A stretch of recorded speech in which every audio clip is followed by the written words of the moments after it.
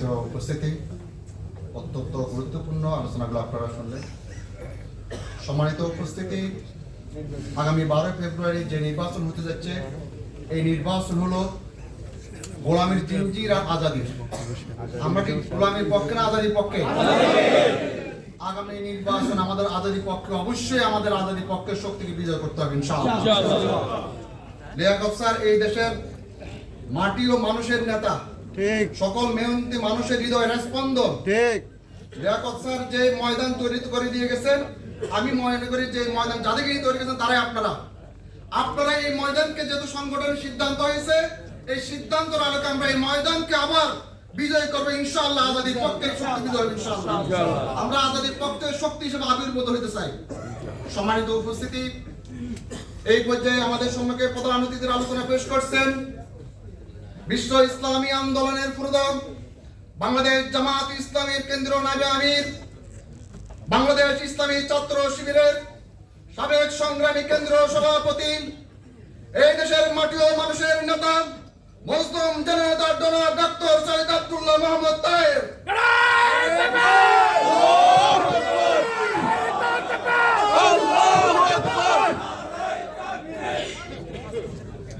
আমি কয়েকবার এখানে আসছিলাম পড়তে যাওয়ার জন্য, বলছিলাম যে ডায়াসটা ওই কোনায় বসালে সবাইকে দেখা, এখানে অর্ধেক দেখা যায়, অর্ধেক দেখা যায়। এটা আমার বক্তৃতার অংশ নয়, এমনি বললাম।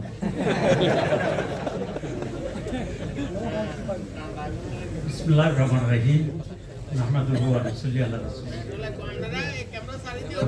মাননীয় সভাপতি,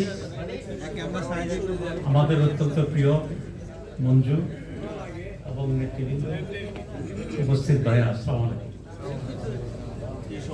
আমি যে কারণে আসছি, এই কাজটা প্রায় শেষ হয়ে গেছে।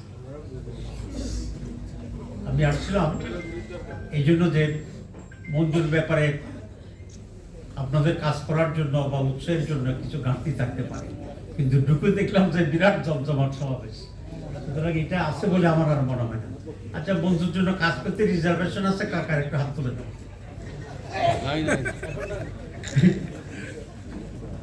তাহলে তো আমার বক্তৃতার প্রয়োজন হচ্ছে।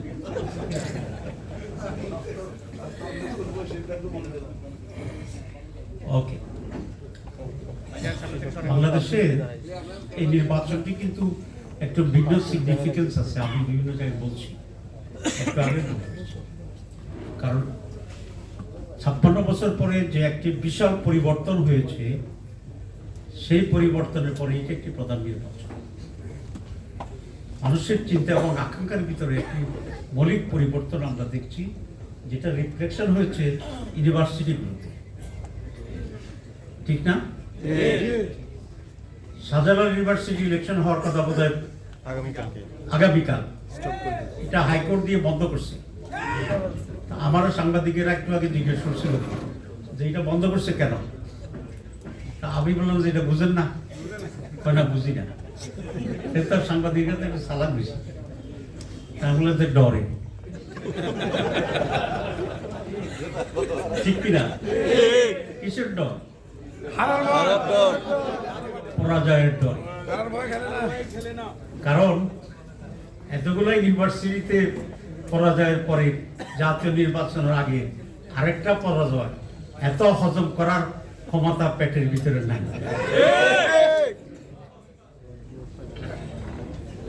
তাহলে চেঞ্জ হয়েছে ছাত্রদের ভিতরে।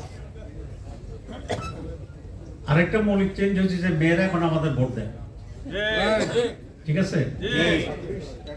আমি যখন ঢাকা মেডিকেল কলেজে জিএস নির্বাচিত হয়েছিলাম, তখন মেয়েদের বুথে গিয়ে যখন ভোট গণনা শুরু হয়েছে, দেখা গেল যে আমি খুব সামান্য ভোট পেয়েছি। মেয়েরা আমার প্রথমবার ভোট দেয় নাই, কারণ আমার বিরুদ্ধে প্রোপাগান্ডা ছিল যে তাদেরকে যদি ভোট দিয়ে জিএস বানাও তাহলে মেয়েদেরকে মেডিকেল থেকে বের করে। এটা খুব এক্সট্রিম ছিল, এটা বিশ্বাস করে না। তারপরে বলছে না, তার হবে না, কিন্তু বোরকা পড়তে বাধ্য করে, এবং বোরকার রঙও বলে দিত যে কালো রঙের বোরকা, ঠিক আছে? তো এই ভয়ে তারা আর আমাকে ভোট দেয় নাই। আমি আল্লাহর ইচ্ছে ছেলেদের ভোটে জিএস সিলেক্টেড হয়ে গেছি।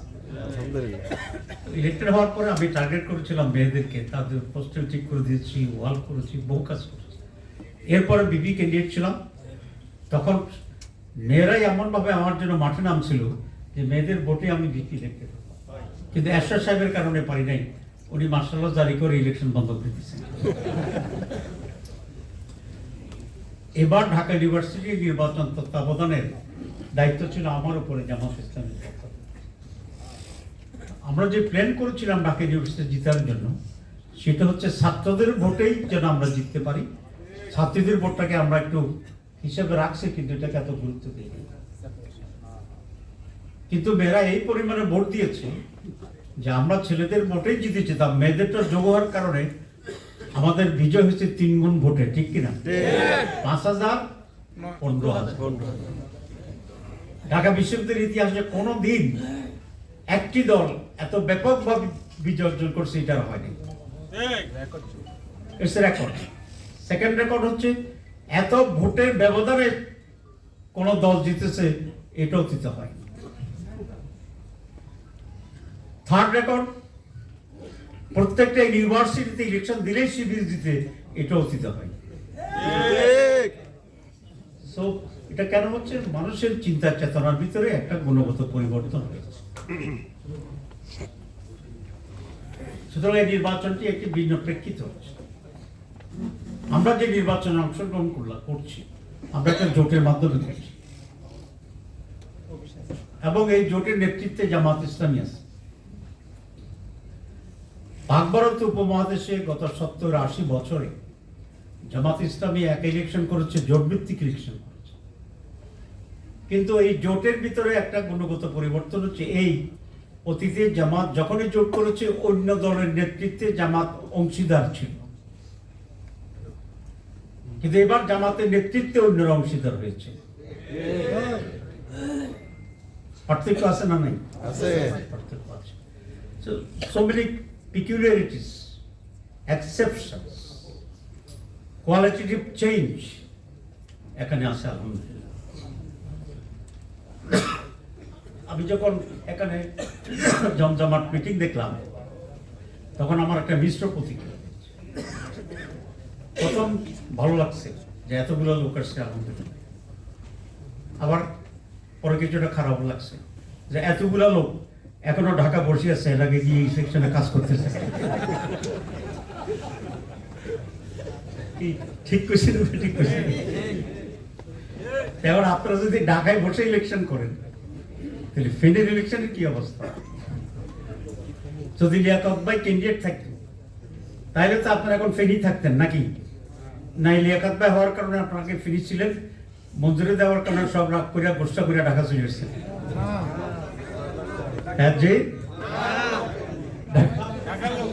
তাহলে লিয়াকত ভাই হইলেও তো আপনাদের এই অবস্থায় হইত। এটা কি ভালো লক্ষণ? এই জন্য খুব জমজমাট ইলেকশন, এটা একটু নেগেটিভ সাইকেল আছে যে আপনারা এখন ঢাকায় যাবেন। আমি 14 লোকদেরকে বলছি ঢাকা চলে যেতে, এলাকায় যেতে। আপনি আগামী 5 বছর ঢাকা দেখবেন, 1 মাস এলাকায় দেখবেন। কি বলছি? আগামী 5 বছর ঢাকায় থাকেন, কিন্তু 1 মাস এলাকায় যান, তাহলে আশা করি ভালো থাকতে পারবেন। আর 1 মাস যদি ঢাকায় ভালো থাকতে চান, আগামী 5 বছর ঝামেলায় পড়তে পারেন। Choice is yours, choice is yours. যেটা ইচ্ছা সেটাই চয়েস, কোনো অসুবিধা। আসলে ইলেকশন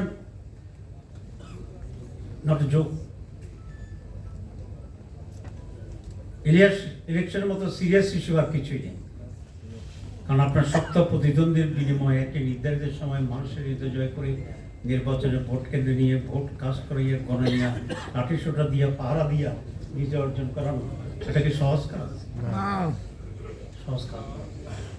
ফেনীতে জামাত ইসলামী বা জোট কখনো কি এমপি হয়েছে? এবার যদি হয় কি ভালো লাগবে না খারাপ লাগবে? ওখানে যে দাঁড়িয়েছে তাকে তো আমি চিনি, ব্যক্তিগতভাবে চিনি, সমষ্টিগতভাবে চিনি, নামে চিনি, কাজে চিনি। তার ব্যাপারে মানুষের খুবই আগ্রহ থাকার কোনো কারণ দেখি না। ঠিক, যদি অল্টারনেটিভ পায় তাইলে মানুষ তাকে ভোট দিবে না। যেরকম অল্টারনেটিভ যদি পায়, জাতিভাবে মানুষ বিএনপিকে ভোট দিবে না।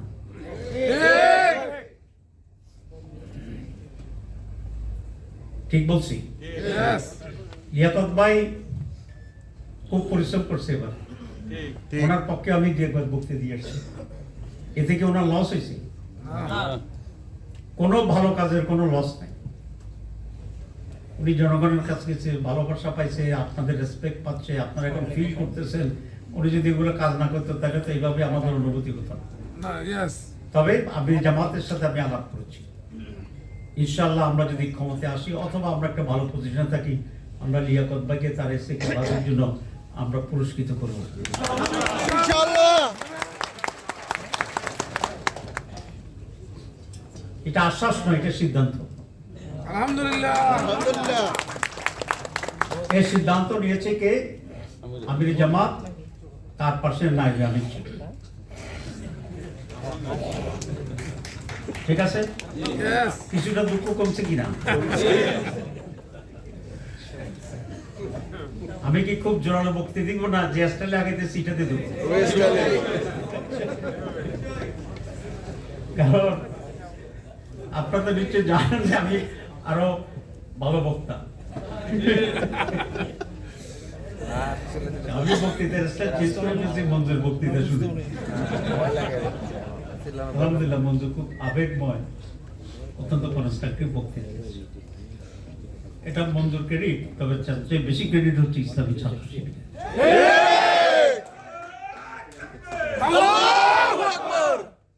জামাত ইসলামী এবং ইসলামী ছাত্র শিবির এমন এক মহান অর্গানাইজেশন যারা আমাদেরকে তৈরি করেছে।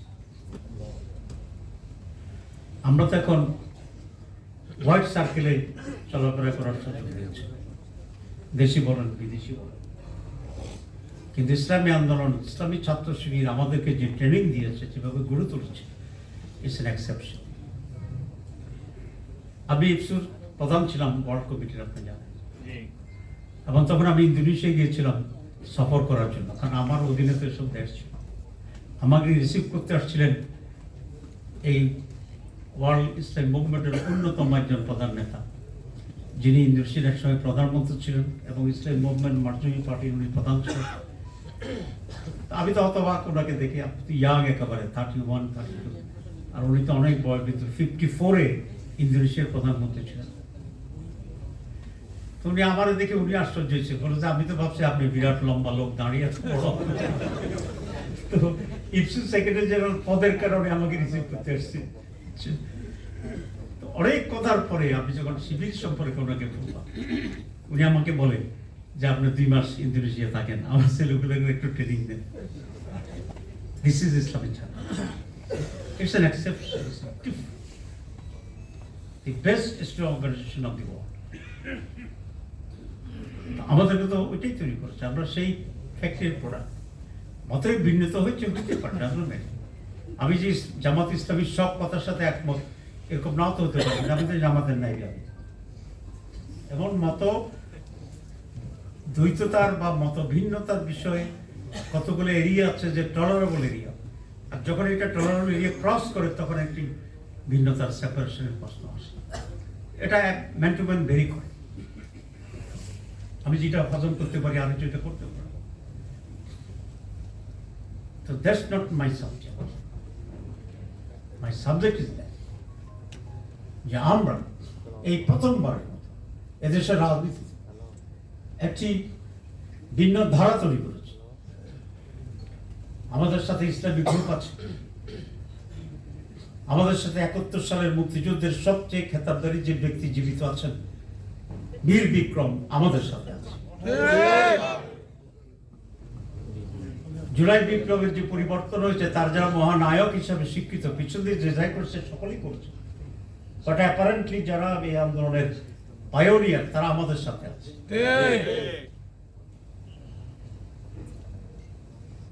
মোস্ট এক্সট্রিম ইসলামিস্ট আছে, মডারেট ইসলামিস্ট আছে, রাইটিস্ট আছে, সেন্ট্রিক যারা তারা আছে,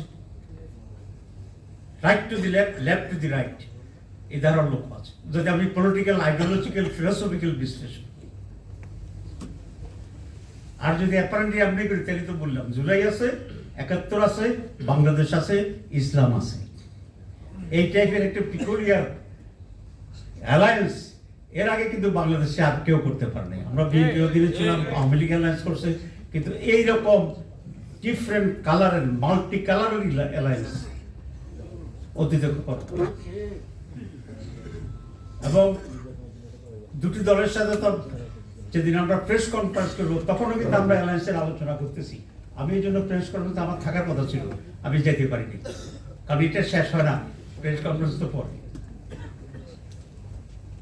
আমরা তো রাত ৩টায় এনসিপির সাথে আমি চূড়ান্ত ফেসলা করি আমার বাসায়, আমি যখন অসুস্থ সোফাতে শুয়ে শুয়ে। এগুলো তো আমাদের অ্যাচিভমেন্ট আলহামদুলিল্লাহ। হসপিটালে শুয়ে ছিলাম কিন্তু বাসায় ছিল, হসপিটাল বেড থেকে এই আলোচনা হচ্ছে। ইভেন আমি যখন আইসিইউতে সিসিইউতে আমার হার্টের অপারেশন পরে, সেই সিসিইউতেই আমি এনসিপিকে ডেকেছিলাম, আক্তার গেছে, যখন কারোই সেখানে প্রবেশ অধিকার নাই, ইভেন নট মাই ফ্যামিলি। আমরা তো এইভাবে করে একটি ব্যতিক্রম ধর্মী রাজনৈতিক ধারা তৈরি করেছিলাম, এবং এই ধারা এই জায়গায় আসার পিছনে মঞ্জুরও ভূমিকা ছিল। খুব দেরিতে হওয়ার কারণে কিছু হিজিবিজি তো হয়েছিল। এখন আমাদের লক্ষ্য হচ্ছে বাংলাদেশ এবং আগামীতে সরকার গঠন করা, সিম্পল কথা। এখন আমাদের লক্ষ্য হচ্ছে এই নির্বাচনে মেজরিটি অর্জন করে সরকার গঠন করা, আল্লাহর সাহায্যে। লক্ষণ তো পাওয়া যাচ্ছে। আগে জামাত ইসলামীর কথা কইলে এদিক ওদিক তাকাইয়া মানুষ কইতো যে হ্যাঁ ঠিক আছে আসি, ঠিক আছে। এখন বহু আজকেই একটি দেশের বর্তমান রাষ্ট্রদূত বাংলাদেশের পক্ষ থেকে, এবং খুব গুরুত্বপূর্ণ একটা দেশের রাষ্ট্রদূত বাংলাদেশে, আমার ফোন করে বলছে তাহের ভাই। আমি তো একটু ভাবলাম যে রাষ্ট্রদূতেরা তো ভাই হিসাবে করতে চায় না, একটু প্রটোকল করি তো সম্বোধন করে। সে আবার বলতেছে আপনাকে আমি ভাই হিসেবে বললাম, বেয়াদবি নিবেন না, আমি আপনি যখন শিবিরের কেন্দ্রীয় সভাপতি ছিলাম আমি ওই জায়গায় ছিলাম। আর জুলাই পরিবর্তনের আগে যদি এই ভদ্রলোকই আমি যে উপস্থিত হইতাম, মনে হইতো যে সে জীবনে আমার দেখেও না। এরকম দেখছি তো এয়ারপোর্টে হঠাৎ এক লোকের সাথে আমি দেখা হয়ে গেছে, তো 1 মিনিট পর দেখেছি এই লোক আর এয়ারপোর্টেই নেই।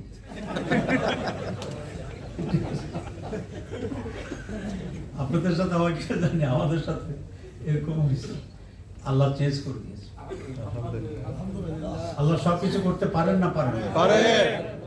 আমাকে ডিজে বলছে যে এটা একটা অস্বাভাবিক এবং অসাধারণ অর্জন আপনাদের। সেটা কি হয়েছে? আপনাদের সাপোর্ট ছিল জুলাই বিপ্লবের আগে 10 থেকে 12%। আপনারা 6 মাসের ভিতরে এখন প্রায় 30% সাপোর্ট, 3 গুণ বেড়ে গেছে। পলিটিক্যাল অ্যারেনাতে এরকম মানে অসাধারণ একটি ঘটনা। আমরা তো এরকম অবস্থায় আছি। আমরা যদি আগামীতে সরকার গঠন করতে হয় তাহলে ফেনীর আসনে জিততে হবে না জিততে হবে না? একটা করি তো 300, একটা করি 200, একটা করি 160, এর নিচে আর যাইতে চাই না। কি বলে? আল্লাহ যদি চায় এটা সহজ হয়ে যাবে। মানুষ চাঁদাবাজদেরকে আর ভোট দিবে না, দখলবাজদেরকে আর ভোট দিবে না। যারা সরকারে থাকে তাদেরকে মানুষ পছন্দ করে না। গত 20 মাস বিএনপি সরকারে ছিল, কারণ সত্তরা খাইয়া বেঁচে দখল করছে। বুঝা গেছে আমার কথা না? বুঝা গেছে। মানুষ বিএনপিকে ভোট দিতে চায় না, একটা অল্টারনেটিভ চায়। সে অল্টারনেটিভ হিসেবে আমাদেরকে দাঁড়াতে। কথা শেষ। এখন ফেনীতে আমাদেরকে গিয়ে এটা কি এবি পার্টির ক্যান্ডিডেট? না, আমাদের সমাজ 10 দলীয় ক্যান্ডিডেট নয়, এবি পার্টির ক্যান্ডিডেট নয়, জামাত ইসলামের ক্যান্ডিডেট।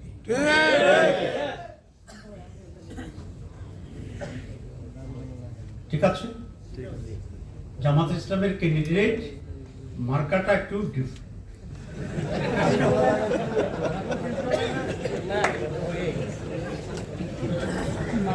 ঠিক আছে, মঞ্জুর মার্কা কি ইগল? আচ্ছা, মার্কা কি ইগল? মার্কা কি ইগল? মার্কা কি ইগল? মুখস্থ হইছে? বলে টুলে আবার পাল্লা কইেন না। এখন ক্যান্ডিডেট জামাত ইসলামী, মার্কা ইগল। আমরা ফেরির কথাই চলেছি, ফেরি দুই এক জায়গায়। যেটা বেনিফিট আমরা যোগ করলাম, এটার বেনিফিট হচ্ছে একটা দেশ বিদেশের এখানে একটা মনোযোগ আকর্ষণ করা। আমরা যখন শুধু ইসলামী পন্থীদের নিয়ে যদি আমরা আগাতাম, তাহলে এটা মৌলবাদ দিয়ে একটা জোট হিসাবে চিহ্নিত হতো। আমরা যখনই অন্যদেরকে নেওয়া শুরু করছি, তখন এটা একটা জাতীয় জোট হিসেবে রূপান্তরিত হচ্ছে। ঠিক আছে, আমরা যখন প্রথম জোট তো হচ্ছে আমাদের চরমনের সাথে। তো আমেরিকান এমবাসিতে আমি গেলাম, বললো যে তোমরা তো মৌলবাদীদের সাথে আসছো, এটা কেমন কথা? আমি বলছি এটা কোনো অসুবিধা নেই, তাদের ভিতরে যে কিছুটা এক্সট্রিমিজম আছে আমরা ওদেরকে ওইখান থেকে দূরে আনতেছি। বলে যে তাই ঠিক আছে, আমাদেরকেও ফেস করতে হয়েছে অনেক। ঠিক আছে, একটা বৃহত্তর ঐক্যের মাধ্যমে আমরা অগ্রসর হয়েছি। তো আমি বেশি কথা বললে আপনাদের প্রতি অন্যায় হবে, এই কারণেই আপনারা ইতিমধ্যেই অলরেডি মঞ্চের জন্য সিরিয়াস হয়ে গেছেন মনে মনে। ঠিক আছে, যদ্দূর বাকি ছিল মঞ্জুর বক্তৃতার পরে বোধ আর অসুবিধা নেই। এখন স্পেসিফিক বলি কার কার সমস্যা সেটা কম, জেনারেল বক্তৃতা দিয়ে লাভ, যার যার সমস্যা আছে সেটা আমি আলাদা করে একটা রুমে নিয়ে যাবো। সমস্যা আছে না? নাই, আমাদেরকে নেমে যেতে হবে। ফেনীকে আমি খুবই পটেনশিয়াল এরিয়া মনে করতেছি, পটেনশিয়াল এরিয়া মনে করতেছি, কিন্তু চ্যালেঞ্জও আছে, এবং সেই চ্যালেঞ্জটা আপনারা মোকাবেলা করতে পারবেন ইনশাআল্লাহ। মঞ্জুর একটা সুবিধা হবে আমি মনে করি আর কি, সেই ইউথদেরকে অ্যাট্রাক্ট করতে পারবে।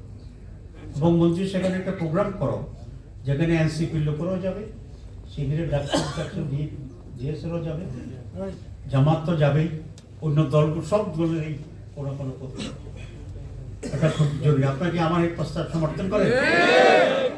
ঠিক আছে, এটা কণ্ঠ করতে পারছেন, নাড়িয়ে দিবেন, এলাকা কাঁপাইয়ে দেবেন, ভূমিকম্প তৈরি হবে রেক্টরে 5.9, কারণ এর চেয়ে বেশি আবার ঘর বাড়ি বানিয়ে দেবেন। এমিটেড পর্যায়ে ভূমিকম্প। ঠিক আছে, আপনারা রাজি? সবাইকে ধন্যবাদ।